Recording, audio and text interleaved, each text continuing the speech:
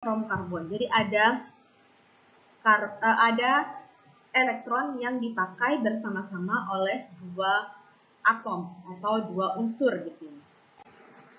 Selanjutnya yang ketiga adalah ikatan logam ya. Jadi ikatan logam di sini tentu saja dia terjadi pada unsur logam ya, elemen logam. Dan di sini ada gaya tarik menarik antara muatan positif dari inti logam dan muatan negatif dari elektron valensi. Ya, elektron valensi berarti dia bagian terluar dari satu atom ya, bagian orbit terluar, kulit terluar yang bebas bergerak dalam kisi kristal. Dan di sini elektron valensinya bergerak bebas serta mengisi ruang di antara kisi-kisi kation logam yang bermuatan positif.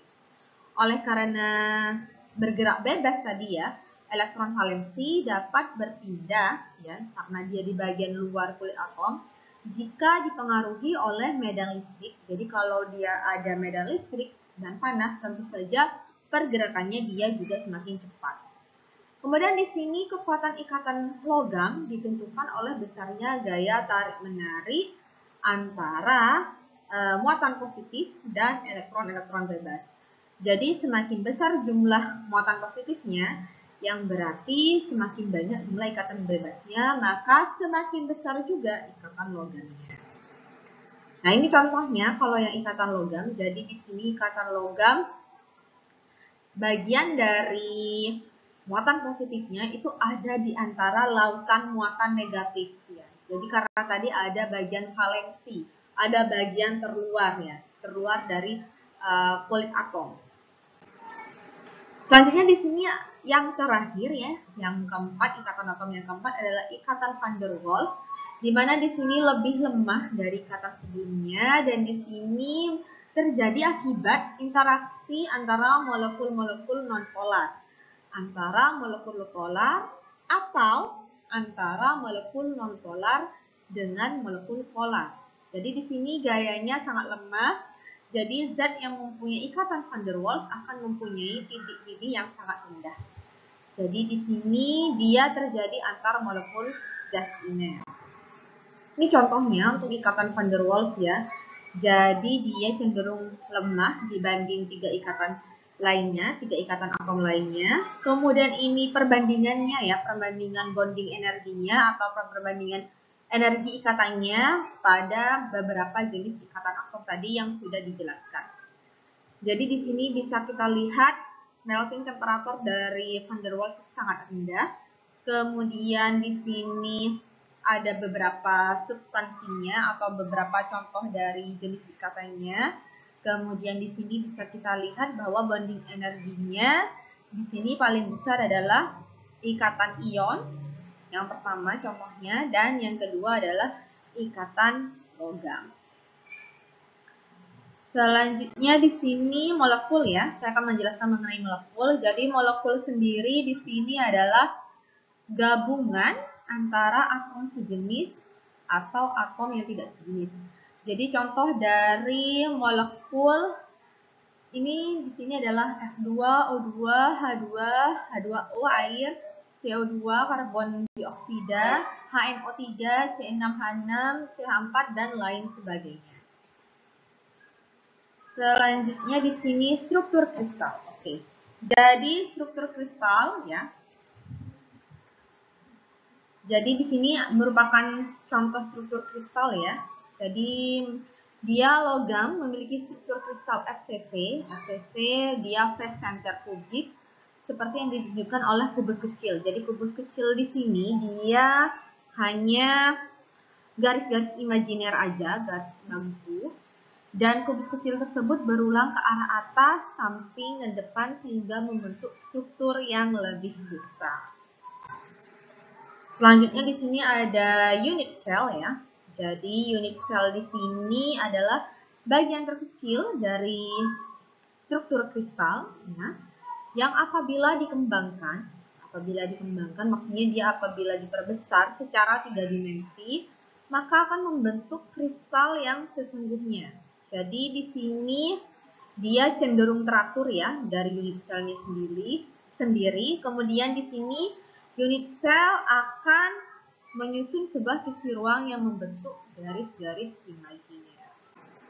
Nah, di sini ada lattice parameter ya. Jadi lattice parameter di sini mendefinisikan sel satuan, jarak antar titik dan sudut antar sumbu. Jadi jarak di sini misalnya A, B, C ya. Jarak antar titik dan sudut antar sumbu. Di sini ada alfa, beta, dan gamma. Dan faktor-faktor ini disebut dengan tetapan kisi ya.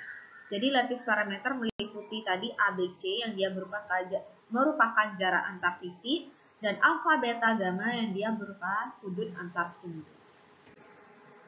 Nah, ini berbagai jenis kristal ya. Jadi tadi yang ada di awal ada struktur kristal dan struktur non kristal. Jadi kalau yang struktur kristal di sini atomnya dia tersusun teratur, sedangkan yang non kristal dia amorf dan dia acak. Jadi di sini kalau yang teratur struktur kristalnya memiliki beberapa jenis lattice ya, lattice parameter. Di sini ada yang primitive ya, simple cubic, kemudian ada yang body center ya, body center cubic, kemudian ada yang face center, dia ada di sisi depan di bagian bidang-bidang dari kubusnya, kemudian ada yang base side center, jadi dia hanya ada di bidang atas dan di bidang bawah.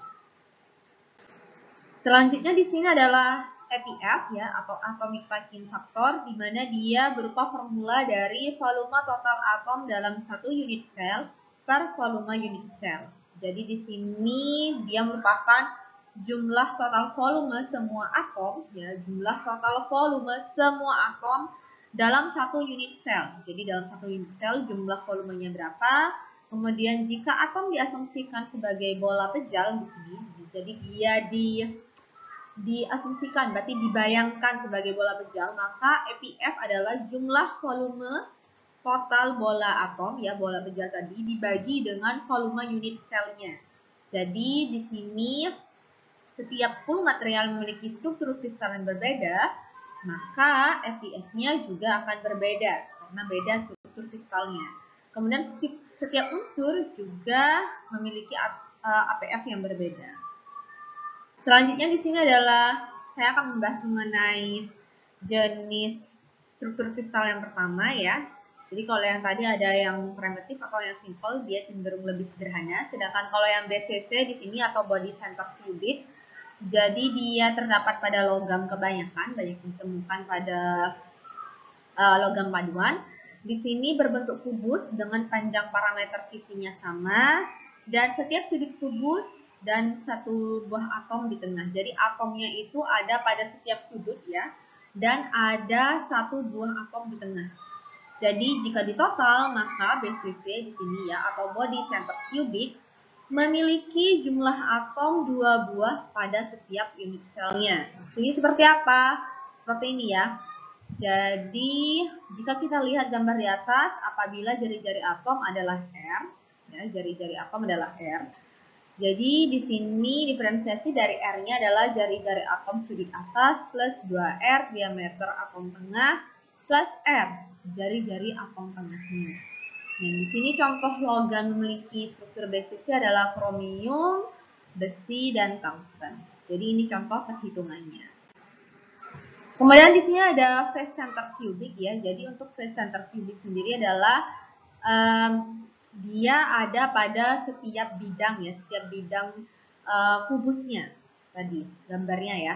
Jadi jumlah total atom pada setiap unit sel adalah 4 buah. Dan di sini panjang parameter kisi sama pada setiap kisi, pada setiap sisinya. Jadi contoh logamnya di sini adalah copper, tembaga, aluminium, silver.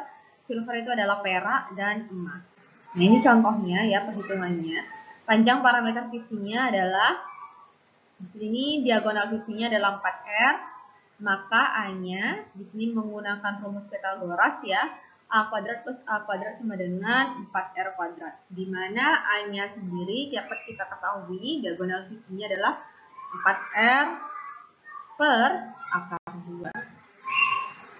Selanjutnya ini yang lebih kompleks ya, contohnya adalah struktur kristal yang lebih kompleks adalah HCP, hexagonal fosfat. Jadi di sini dalam setiap unit selnya terdapat 6 atom. 6 atom. 1, 2, 3, 4, 5, 6 ya. Yang mengelilingi sebuah atom di tengahnya ya. Sebuah atom di tengahnya yang membentuk segi 6 sempurna. Jadi dia sisi atomnya membentuk segi 6 sempurna.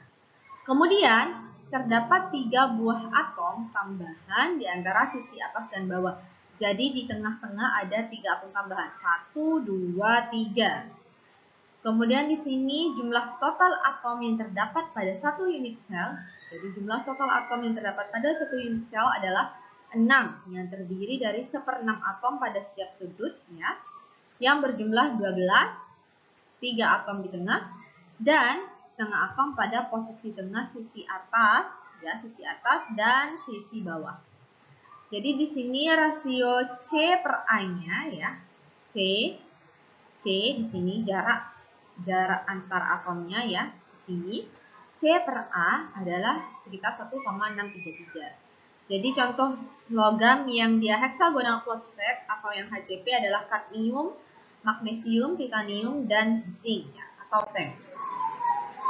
Kemudian di sini kita akan belajar mengetahui densitas ya. Densitas itu adalah massa jenis teoritis, di mana di sini keterangannya densitas berupa rho-nya ya. Densitas di sini dia formulanya sama dengan N jumlah atom dalam setiap unit sel dikalikan dengan nomor massa atom dibagi dengan volume unit sel yang dikalikan dengan bilangan Avogadro. Nah, ini contoh perhitungannya ya. Jadi nomor massa atomnya diketahui 27, kemudian dia struktur kristalnya FCC, phase center cubic.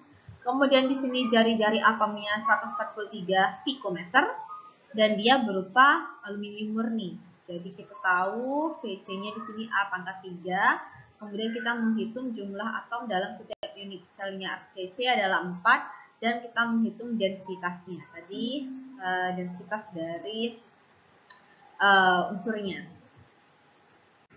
Oke, begitu saja dari saya. Terima kasih atas perhatiannya. Saya tutup untuk penjelasan materi struktur atom dan kristal. Assalamualaikum warahmatullahi wabarakatuh.